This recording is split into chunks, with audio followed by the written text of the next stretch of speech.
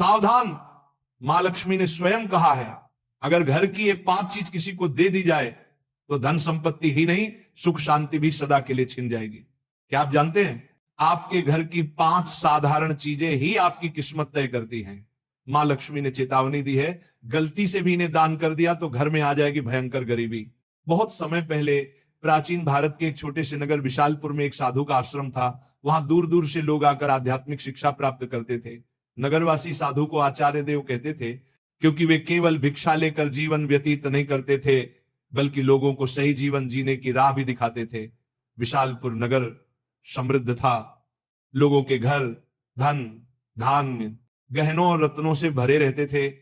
नगरवासी मानते थे कि यह सब माता लक्ष्मी की कृपा से ही है। नगर के बीचों बीच माता लक्ष्मी का एक भव्य मंदिर था।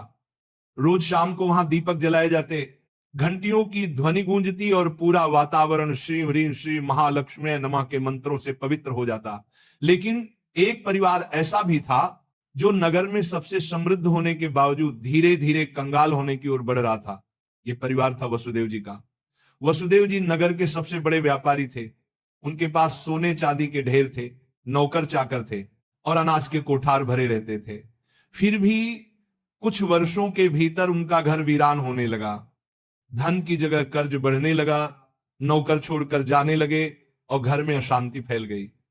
लोग हैरान थे कि ऐसा क्यों हो रहा है, आखिर माता लक्ष्मी की कृपा एक समृद्ध घर से क्यों उठ गई। वसुदेव जी भी परेशान थे। एक रात वे चिंतित होकर सो रहे थे, तभी उन्हें एक स्वप्न आया। स्वप्न में माता लक्ष्मी प्रकट हुई। उनके मुखमंडल से दिव्य आभा निकल रही थी। 4 हाथों में कमल, शंख, गदा और सोने के सिक्कों की वर्षा करने वाला पात्र था। उनकी मुस्कान शांति और कृपा से भरी थी, लेकिन आंखों में एक कठोर सत्य छिपा था। माता बोली, वसुदेव तुम दुखी क्यों हो? क्या तुम्हें याद नहीं कि धन की रक्षा करना भी एक तपस्या है? तुमने अपने घर की 5 पवित्र वस्तुएं बार बार दूसरों को देकर मेरे निवास को अशुद्ध कर दिया, इसलिए मैं तुम्हारे घर से विदा हो गई। वसुदेव ने हाथ जोड़कर कहा, मां मुझे क्षमा करें, कृपया मुझे बताइए कि वे 5 वस्तुएं कौन सी हैं जिन्हें देने से घर में गरीबी आती है। माता ने कहा, यह रहस्य मैं बताऊंगी, परंतु ध्यान रहे ये केवल तुम्हारे लिए नहीं बल्कि पूरे नगर और संसार के लिए शिक्षा है। 5 वस्तुएं कभी भूलकर भी घर से बाहर नहीं देनी चाहिए, क्योंकि ये वस्तुएं मेरे निवास की जड़ें हैं। इन्हें खोने से घर निर्धन और अपवित्र हो जाता है। इतना कहकर माता अदृश्य हो गई। वसुदेव घबरा कर उठ गए। उनका शरीर पसीने से तरबतर था। अगले दिन वे भागते हुए आचार्य देव के आश्रम पहुंचे और सारी घटना सुनाई। आचार्य देव ने शांत होकर कहा, वसुदेव ये कोई साधारण सपना नहीं है, ये स्वयं लक्ष्मी का आदेश है। अब तुम्हें धैर्य रखना होगा। माता लक्ष्मी ने जो 5 रहस्य बताए हैं उन्हें समझने के लिए तुम्हें एक आध्यात्मिक यात्रा करनी होगी, तभी तुम्हें सच्चा उत्तर मिलेगा। और इस प्रकार यात्रा शुरू हुई। वसुदेव ने अपनी पत्नी सुभद्रा और बेटे माधव के साथ नगर छोड़ दिया और आचार्य देव के आदेश पर हिमालय की ओर प्रस्थान किया। रास्ते में उन्हें तरह तरह की घटनाएं घटी। एक गांव में उन्होंने देखा कि एक महिला अपने घर का चूल्हे की राख दूसरों को दे रही है। वसुदेव को तुरंत माता लक्ष्मी की बात याद आई। क्या राख की भी उनमें से एक वस्तु है? उन्होंने महिला से पूछा, बहन तुम ये राख क्यों बांट रही हो? महिला ने कहा, महाराज लोग मानते हैं कि राख खेत में डालने से फसल अच्छी होती है। वसुदेव ने सोचा, लेकिन ये तो गलती है। चूल्हे की राख घर के भोजन और अग्नि का प्रतीक है, इसे बाहर देने से घर की उन्नति रुक जाती है। यात्रा आगे बढ़ी। वसुदेव, सुभद्रा और माधव पहाड़ों की कठिन राह से गुजर रहे थे। एक रात वे एक आश्रम पहुंचे। वहां एक वृद्ध साध्वी ध्यान में लीन थी। साध्वी ने वसुदेव को देखकर मुस्कुराते हुए कहा, तुम्हें लक्ष्मी माता के 5 रहस्य जानने हैं ना? ध्यान से सुनो।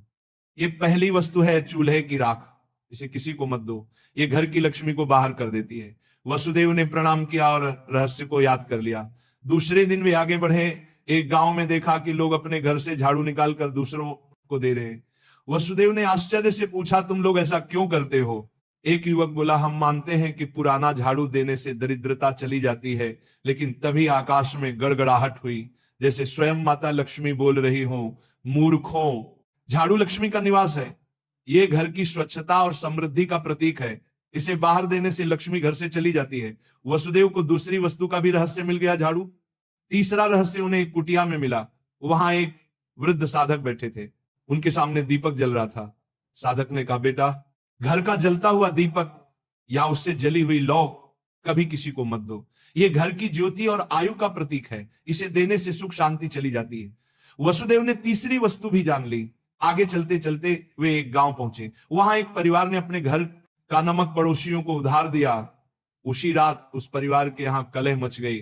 साध्वी ने समझाया, नमक रिश्तों की मिठास और स्थिरता का प्रतीक है।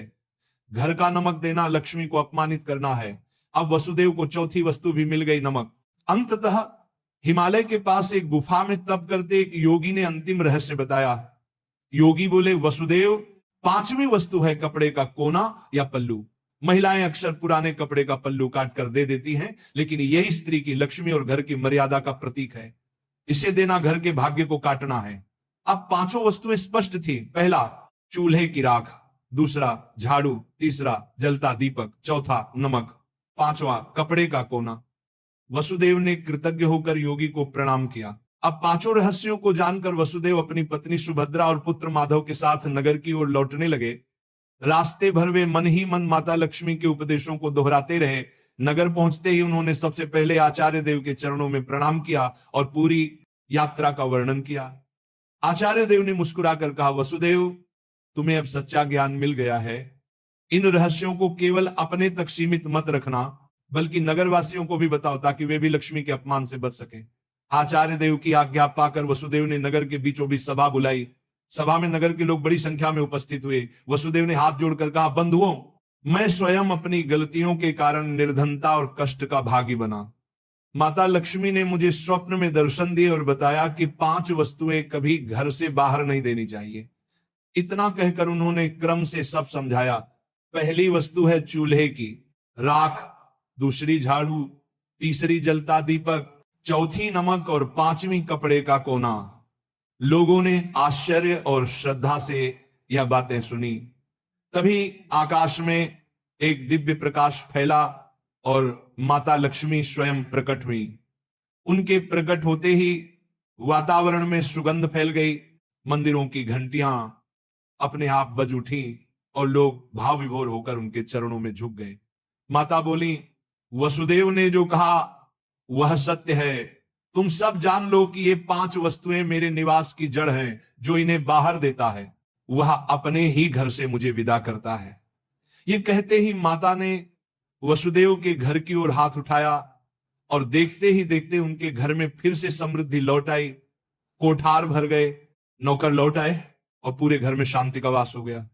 नगर के लोग ये चमत्कार देखकर स्तब्ध रह गए और माता लक्ष्मी के जयकारे करने लगे। नगर में अब यह शिक्षा फैल गई कि कोई भी व्यक्ति घर की 5 वस्तुएं बाहर न दे।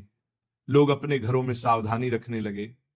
पहले जो लोग अंधविश्वास में पड़कर झाड़ू, राख, नमक या दीपक दूसरों को दे देते थे, उन्होंने ये सब बंद कर दिया। नगर में धीरे धीरे हर घर में समृद्धि लौटने लगी। लोग समझ गए कि लक्ष्मी केवल सोने, चांदी या धन में ही नहीं, बल्कि घर की पवित्रता, भोजन, स्वच्छता और मर्यादा में भी रहती है। वसुदेव अब नगर में आदर्श बन गए। वे धनवान तो थे ही, पर अब उन्होंने अपने धन को धर्म और सेवा में लगाना शुरू किया। उन्होंने गरीबों के लिए अन्न क्षेत्र बनवाया, परंतु घर की 5 वस्तुएं देने से हमेशा इनकार करते। जो भी उनसे ये चीजें मांगता वह विनम्रता से कह देते, भाई, ये माता लक्ष्मी की मर्यादा है, इन्हें देने से मेरे ही नहीं तुम्हारे घर की भी समृद्धि घट जाएगी। लोगों ने भी इस शिक्षा को हृदय से स्वीकार कर लिया। समय बीतने पर नगर विशालपुर दूर दूर तक प्रसिद्ध हुआ कि वहां न तो कोई निर्धन रहता है और न ही किसी के घर में कलह होती है। ये सब केवल माता लक्ष्मी की शिक्षा का परिणाम था। माता लक्ष्मी समय समय पर नगर में आकर वसुदेव को आशीर्वाद देती और नगरवासियों को याद दिलाती कि लक्ष्मी केवल धन की देवी नहीं, बल्कि संतुलन, संयम और मर्यादा की शक्ति है। अंततः वसुदेव के जीवन की सबसे बड़ी सीख यही बनी कि लक्ष्मी की कृपा केवल मेहनत से ही नहीं, बल्कि मर्यादा के पालन से भी प्राप्त होती है। माता लक्ष्मी केवल धन संपत्ति की देवी नहीं, बल्कि वे पवित्रता, मर्यादा और संतुलन की शक्ति है। घर की समृद्धि बनाए रखने के लिए मेहनत और सदाचार के साथ साथ मर्यादा का पालन भी आवश्यक है। चूल्हे की राख, झाड़ू, जलता दीपक, नमक और कपड़े का कोना, ये 5 चीजें लक्ष्मी का निवास मानी जाती है। इन्हें घर से बाहर देने का अर्थ है लक्ष्मी को स्वयं विदा करना।